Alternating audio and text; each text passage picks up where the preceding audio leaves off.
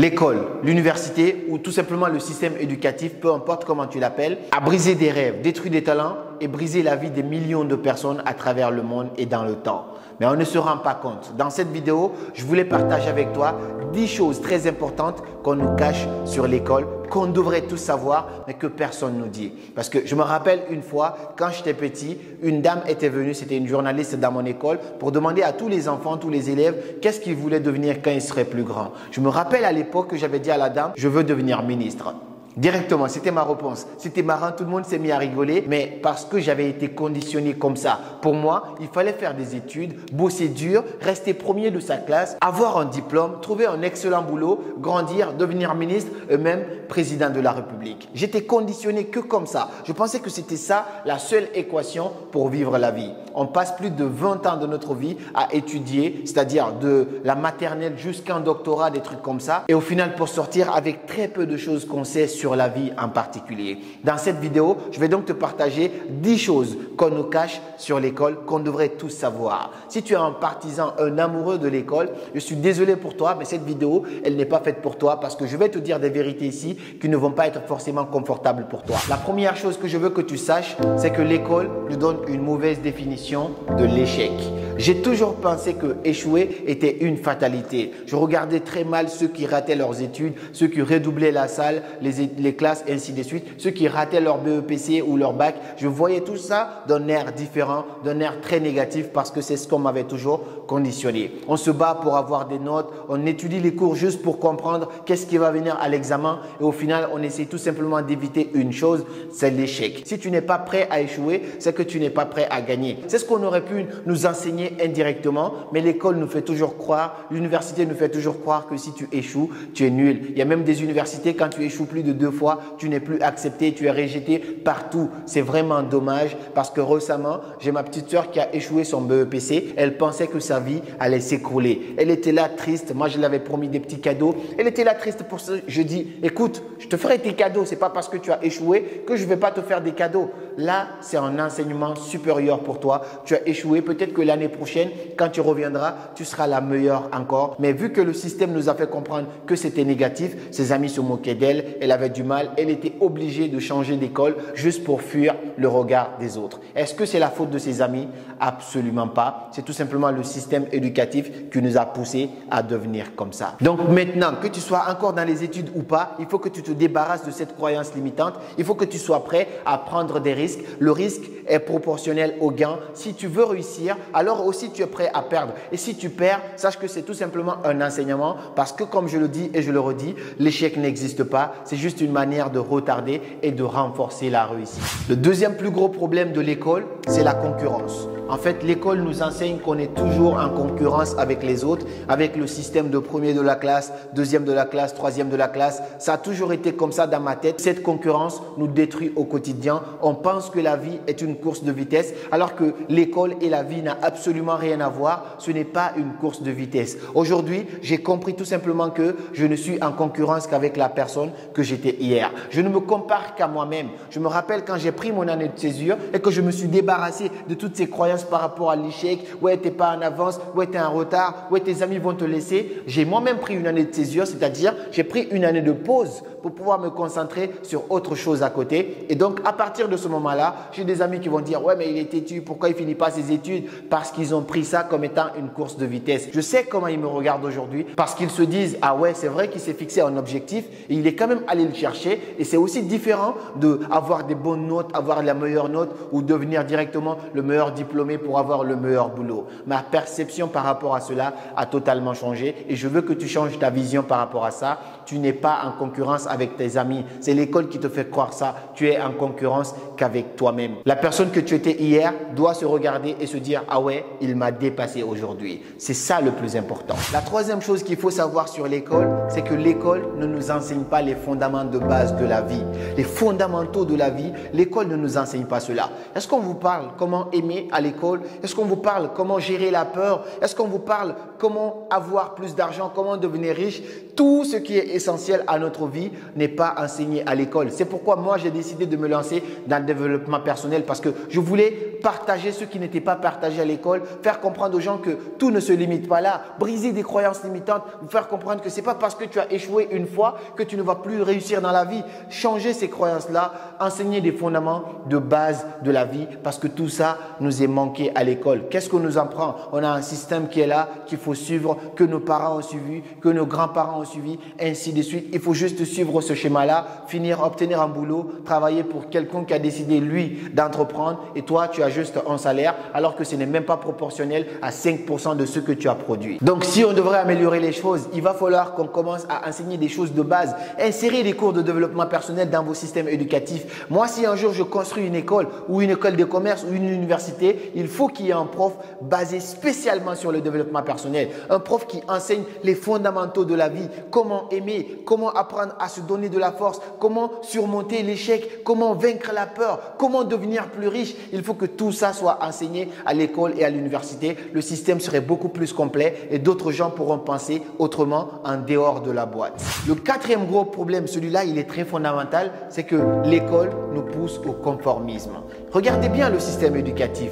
Comment on nous éduque? Vous devez partir à la même heure, vous devez rentrer à la même heure, il y a une récréation, vous sortez tous ensemble. Si tu veux parler, il faut que tu demandes la permission au prof. Vous devez vous habiller de la même façon. Il y a tout un conformisme. On nous apprend à formater notre cerveau de ce qu'on appelle la liberté d'expression, la liberté d'être tout simplement soi-même et on est obligé de suivre la masse. C'est pourquoi même quand les gens ont 40 ans, 50 ans, vu qu'ils ont été éduqués comme ça à travers le système qu'on nous a imposé, ils n'osent pas penser en dehors de la boîte. Moi, je sais quand j'ai décidé de prendre une année de césure, quand j'ai dit que je voulais faire une pause pour pouvoir me concentrer sur mes business, qu'est-ce que les gens ont dit? Les gens disaient que j'étais têtu, je suis con, pourquoi je ne fais pas comme ça? Tout le monde a commencé à me juger, à me rejeter. Mais quand tu acceptes d'être différent, une fois que tu auras fait ce auquel toi tu crois vraiment, la chose à laquelle toi tu crois vraiment, ces gens-là qui te rejetaient, qui te jugeaient de fou, de con, vont venir te demander des conseils. Et c'est ça qui est génial. Donc, ose être différent. Si tu as une autre vision des choses, fais-le différemment parce qu'il fallait qu'il soit fou pour inventer l'ampoule électrique Thomas Edison. Il fallait qu'il soit fou pour inventer ce qu'on appelle l'ordinateur Microsoft Bill Gates. Il fallait qu'il soit fou pour pouvoir faire des découvertes incroyables, toutes ces grandes personnalités. Donc, toi, tu dois accepter d'être différent parce que si tu veux avoir ce que personne n'a jamais eu, tu dois oser faire ce que personne n'a jamais fait. Le cinquième gros problème de l'école, c'est que l'école ne nous laisse pas exploiter notre plein potentiel. Dans la classe où tu es aujourd'hui, dans la classe où tu as été, il y a des génies, il y a des inventeurs, il y a des artistes, il y a des musiciens, il y a tous les talents là-bas, il y a des footballeurs. Mais vu qu'on est tous dans un système qui ne nous laisse pas exploiter notre vrai talent, comment tu peux juger quelqu'un qui doit jouer au foot? Tu le juges par sa capacité à avoir des bonnes notes en mathématiques. C'est pas normal, mais on est tous dans un même système, on est tous là comme des conformistes, et on nous juge tous de la même façon alors qu'on est tous des êtres humains différents. Ce n'est pas pour rien qu'on a une empreinte digitale spécialement à nous. Quand tu mets ton empreinte quelque part, personne d'autre ne peut ouvrir à ta place. Mais pourquoi on nous pousse à faire alors comme tout le monde? Tu as 14 matières en un seul semestre. Comment tu peux avoir le temps de te concentrer sur autre chose? Qu'est-ce que tu peux retenir dans tout ça? Tu sors le matin, tu rentres le soir, après encore le soir, tu dois bosser pour les cours du lendemain et tout ça pour obtenir un diplôme que l'employeur ne va même pas prendre le temps de regarder. Tous les boulots que j'ai obtenus, on te demande un diplôme, mais c'est juste tu le photocopies, tu l'amènes, il ne va même pas regarder, juste la preuve que tu as quelque chose. Moi, j'ai été toujours victime de cela parce qu'il y avait tellement de matières, je ne pouvais même pas penser à lancer un business à côté parce que c'était compliqué, il n'y avait pas beaucoup de temps. Quand tu rentres le soir, tu es lessivé. Et pire encore pour des gens qui habitent en Europe, ainsi de suite. Quand tu rentres le soir, tu dois encore aller bosser parce que tu dois payer ton loyer, tu dois payer tes trucs. Tu n'as même pas le temps de découvrir la vraie personne que tu es. Tu n'as pas le temps de te découvrir, de découvrir tes talents. La sixième chose que tu dois savoir sur l'école, c'est que l'école n'est pas un système éducatif. C'est un système d'accumulation.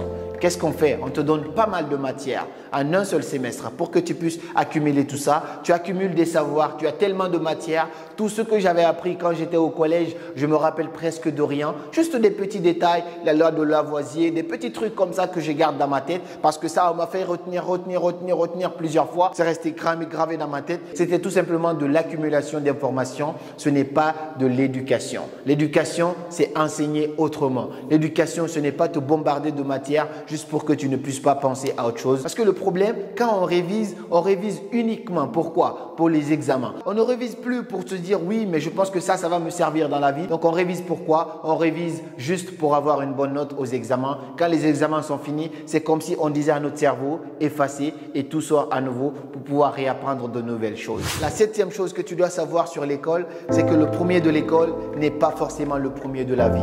Je te le répète, le premier de l'école n'est pas forcément le premier de la vie. J'ai arrêté de penser cela le jour où j'ai vu le dernier de ma promotion à l'époque qui roulait dans une très belle voiture dont les affaires tournaient super bien pour lui, alors que ceux qui étaient devant en classe étaient toujours là, paumés, fauchés, ils n'avaient absolument rien. J'ai vu des premiers de l'école avec leur gros diplôme en train de labourer le champ. Ils n'ont pas de boulot, n'ont absolument rien obtenu. Donc être premier de l'école, c'est bien, je n'ai rien contre cela, mais ce n'est pas ce qui détermine forcément ton avenir. Tu peux être dernier de ta classe et réussir la vie parce que ton avenir n'est pas forcément collé sur les bancs. Tout le monde est là dans un même système, mais ce n'est pas fait pour tout le monde. Peut-être que celui que tu critiques aujourd'hui comme étant ton ami, tu dis qu'il est nul en classe, peut-être qu'il n'est juste pas fait pour ça, il est footballeur. Peut-être qu'il n'est juste pas fait pour ça, il est artiste. Peut-être qu'il n'est juste pas fait pour ça, il est peintre.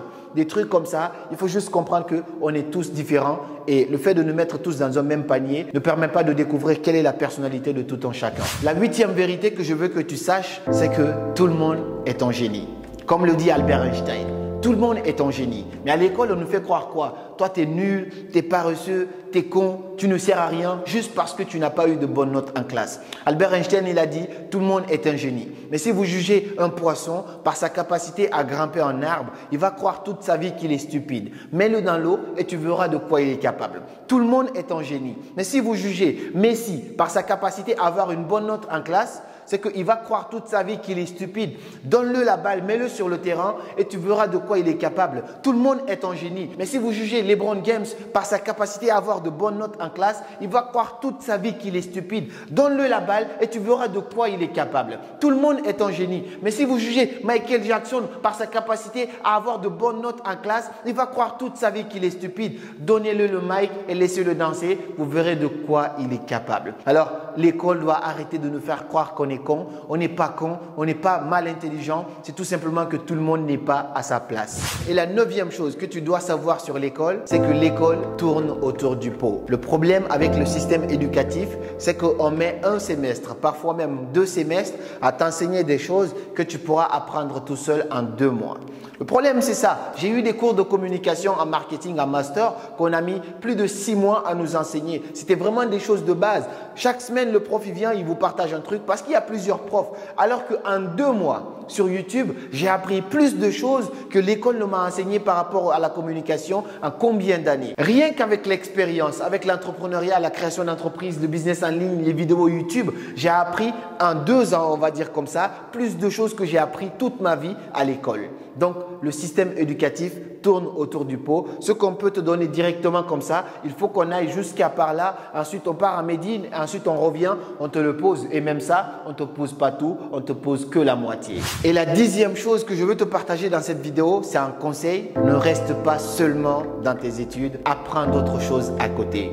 Un jour, Jack Ma, il a dit que lui, il ne veut pas que son fils devienne premier de sa classe, soit le meilleur, ait 18 de moyenne. Il veut juste que son fils ait la moyenne. Reste dans les 10, les 11 de moyenne. Parce que celui qui a 18 de moyenne n'a pas le temps de se concentrer, de développer d'autres compétences à côté. Mais si tu as 11, ça veut dire que tu es moins impliqué que les autres. Et donc, cela te laisse un petit peu un temps de réflexion pour pouvoir développer d'autres compétences à côté. Donc, si tu peux développer d'autres compétences à côté, je t'en supplie, développe ces compétences. Tu ne vas pas les regretter. Moi, j'ai fait des études, bien sûr, mais ce sont les compétences que j'ai développées de côté qui m'ont servi 10 fois plus que ce que j'ai étudié. J'ai fait un stage, ça a failli me déprimer déprimé. Je n'ai absolument rien contre le système éducatif, rien contre ceux qui travaillent, ainsi de suite. J'ai des amis qui travaillent super bien, mais ils ne sont pas tous forcément épanouis. Je connais des gens qui ont fait des études, qui ont fini, qui ont des masters, mais qui ne sont pas heureux, qui ont des salaires bien élevés, 2 000, 3 000 euros, qui ne sont pas heureux. Donc cela ne garantit pas forcément ton bonheur. Apprends d'autres compétences à côté. Ça sera ta porte de sortie peut-être demain. Fais des choses que tu aimes à côté. Comme ça, demain, si jamais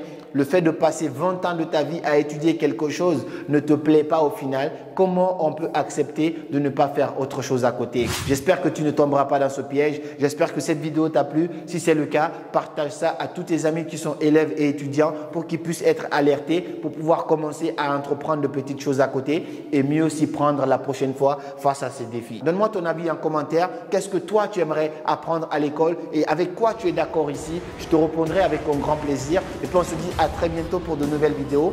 Comme toujours, c'était Karamo. Suivez vos rêves, ils connaissent le chemin.